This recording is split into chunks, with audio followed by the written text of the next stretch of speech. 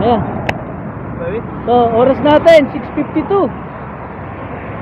Ayan, 6:52, release na.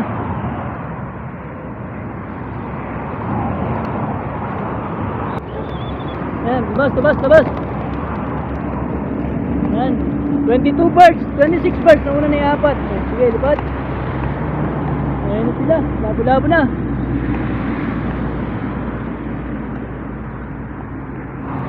Makalas na isa. Ayan, so 22 birds. Ayan, uwi na tayo mga lapatid. 6:52 natin na-release yung ibon natin. Ayan, sakto, ngayon si Haring Araw lumabas na. Oh, liwanag na. Then dumiretso na yung ibon natin doon sa tamang ruta. Ewan ko lang kung babalik. Let's go, biyahe na tayo pa uwi. 1 hour later. Pauwi na tayo mga kapatid. Oras natin.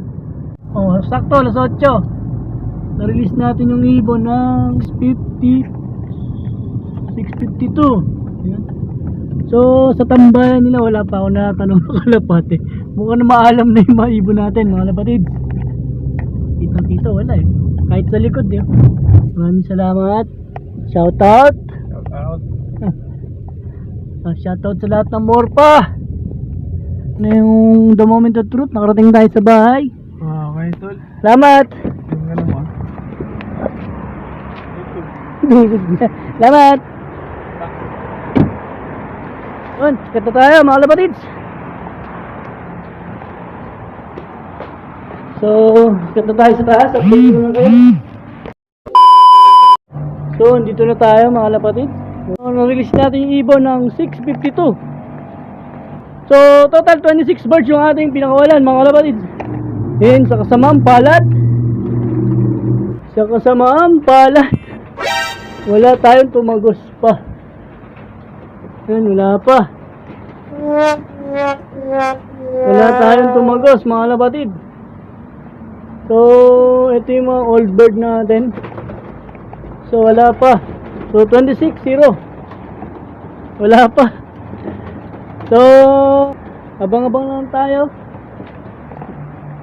1 hour mahigit na silang nalipad mga kapatid. So, abang-abang. Sana may tumagos sa mga ibon natin. Prepare lang tayo ng electrolyte. And then, abangan na. So, yun na nga mga kapatid. Wala pa tayong pauwi. At oras natin yan, 8:07. So, habang naglilinis tayo, tutok lang natin dun yung camera natin para makita natin kung may parating na.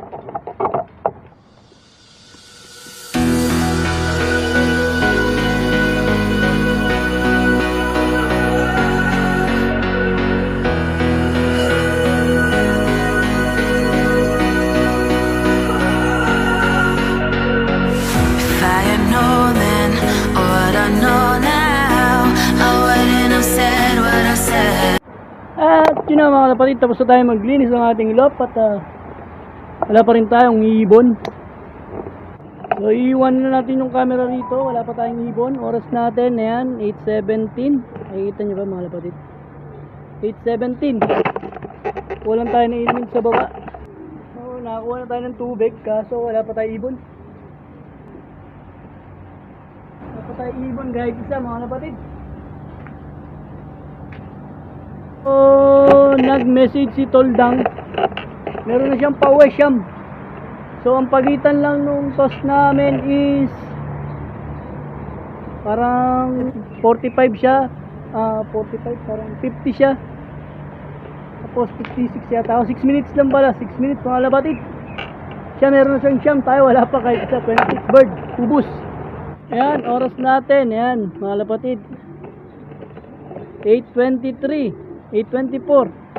As of now, 0 pa rin tayo. 26 birds. Nga. So, hindi naman tayo nag-expect na mabilis silang uuwi kasi nga isang buwan tayong walang toss. Buwan tayong bakasyon. So, low fly lang sila and then sinabak kagad natin sila ng 53 km. So, sumugal tayo. So, dapat handa tayo sa consequence mga kalapatid. Pero maasa ako na uuwi sila kahit medyo late. Sana abang-abang na lang, update ko na kayo pag meron na tayong pauwi, kalapatids. Bye! Yun mga kalapatid, oras natin 8:51. Wala pa tayo kahit isang ibon. 2,000 years later. Yun mga kalapatid, oras natin 8:56. So sakto, 2 oras na sila. At wala pa tayong pauwi. So papakainin ko muna yung ating mga stock bird kasi gutom na tong mga to. Anong oras na? Alas 9 na. Pati yung mga natitira nating ibon dito sa loob ng mga young bird at old bird. Itong mga stock bird natin. So pakainin ko muna sila. Sa mga barata birds natin na wala pa, awit sa kanila.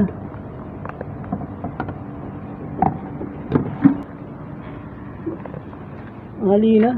So kain na kayo.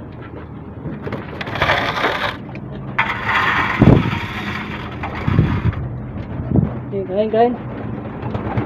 Yung mga natira nating ibon. Kain. Wala pa tayong pauwi. Kain.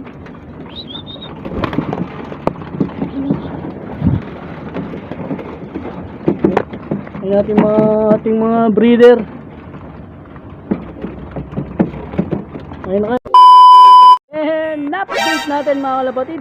Magtatatlong oras na wala pa tayong pauwi at nagpa-offline na tayo dun sa mga natitira nating ibon. So update ko na lang kayo mamaya kung makakauwi pa sila.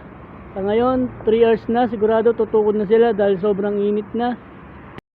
2,000 years later. Ang update natin mga kagulong kalapatid, oras natin ayan, 11 na, so mag-4 na oras na silang lumilipad. Kanina alas sakto 3 oras bumaba tayo para kasi mainit na, wala pa rin tayo pauwi. So ngayon mag-4 na oras, akit ulit tayo, chisikin natin kung meron na tayong ibon na nakauwi. Minsan talaga nawawala yung ibon dahil dun sa mali yung pag-handle natin, kaya nyo kung gagayahin mga kalapatid. And then check na natin kung may nakauwi na sa ibon natin na mag-alas 11 na, so mag-4 na oras na silang lumilipad. Tingnan natin kung may lungsot na. At meron na mga kalapatids. So meron na tayong nakauwi. Hindi ko lang alam kung ilan. So ito isa. Grabe, nakauwi siya, si 239 flying machine. At yung blue bar natin na to isa, nakauwi rin. At si Gabi, nandito na rin si Gabi mga kalapatids na. And etong ating old bird na white flight. So meron na tayong nakalusot na. At yun na nga mga kalapatids, meron tayong 5. So yung kapatid ni Gabi, ayan, ito si Gabi.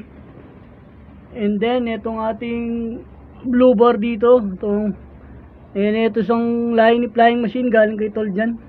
At isang old bird natin, ito yung blue bar white flight. So yung mga ina-expect natin na mauunang dumating, hindi yun yung dumating. Pero si Gabi, ina-expect ko yan kasi tumapos natin sa Niswa. Ang kulang natin na ina-expect ko, si Naruto, si Boruto, tsaka si Dungis. Pero wala pa. So 5 out of 26 bird tayo. So kulang pa tayo ng 21 mga kalapatids. So grabe mga kalapatids, no?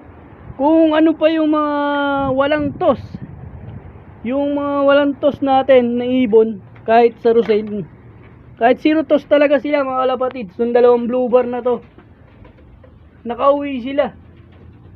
Tinalo pa nila yung may mga toss mga kalapatids. So bibigyan nila natin sila ng sunflower pang recover, para maka-recover kagad sila.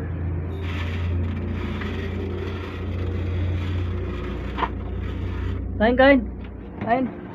Kain kayo para maka-recover kagad kayo. Kain. So ayos, meron na tayong 5. So 21 pa yung wala natin.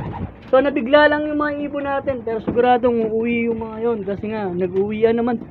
Yung mga walang toss natin na ibon nagsiuwian.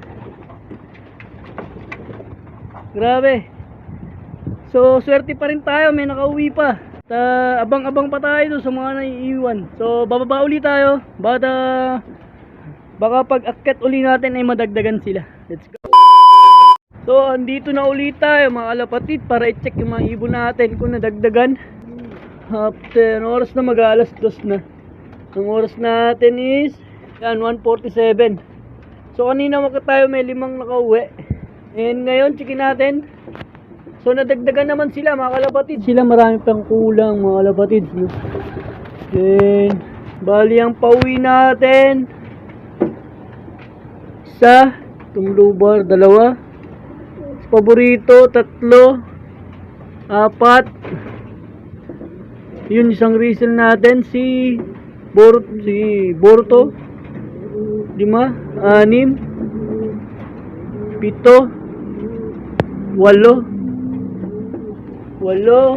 and 10, 11, 11 birds, 11, 12. So meron tayong 12. So 12 pa lang yung nakakauwi sa atin mga kalapatids. So kulang pa tayo ng 14. So yung kapatid ni Boruto na si Naruto wala pa. Tapos si Serga, tsaka si Dungis, wala pa rin. So in-expect kong uwi si Dungis. Ito na yata si Dungis. Kulang pa tayo ng 14 mga kalapatids. So update ko na lang kayo next video kung makauwi pa yung ating 14 birds. So dito sobrang haba na ng video natin. Dito ko natatapusin yung ating video. Maraming salamat sa panonood. Don't forget to like, share, and subscribe. Alan Love TV. Bye!